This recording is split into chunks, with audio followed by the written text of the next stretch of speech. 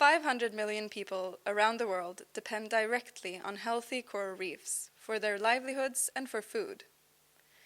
At least 80 of the more than 100 countries with coral reefs are low or middle income countries. People here fish the reefs to sell their catches or simply to eat. Reefs also protect shorelines from storm waves, bring revenue from tourism, and are used to develop medicines.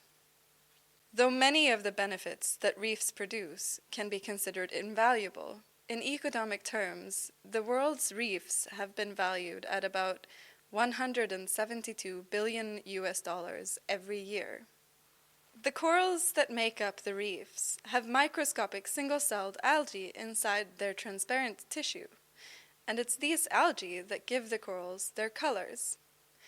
The algae are called zooxanthellae, and they live in a symbiotic relationship with the corals. They make oxygen and carbohydrates from the sun's energy and pass some of it to their hosts. In exchange, the corals provide the algae with a protected environment and nutrients. Global warming is raising ocean temperatures around the world.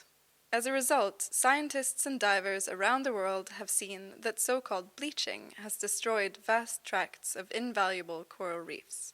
Coral bleaching happens when corals expel the algae because the water has gotten too warm.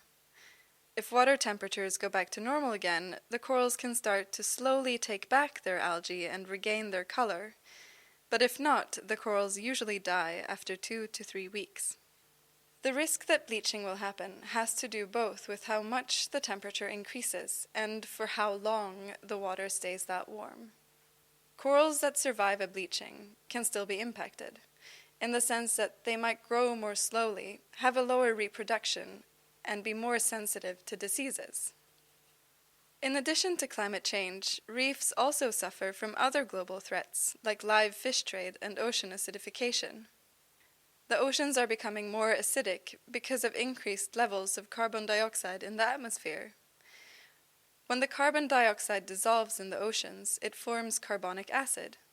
This leads to higher acidity, especially near the surface, and this has been proven to hinder shell growth in corals and in other marine animals.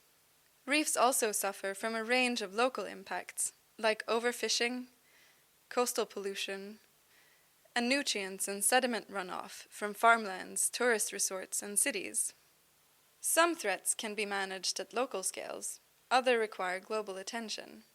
And luckily, these threats facing coral reefs and other marine ecosystems are finally getting more attention. For instance, the United Nations Sustainable Development Goal number 14 is all about conserving and sustainably using the oceans and their resources. And in the end, we need both local and global solutions to create good conditions for the reefs and for the people who depend on them.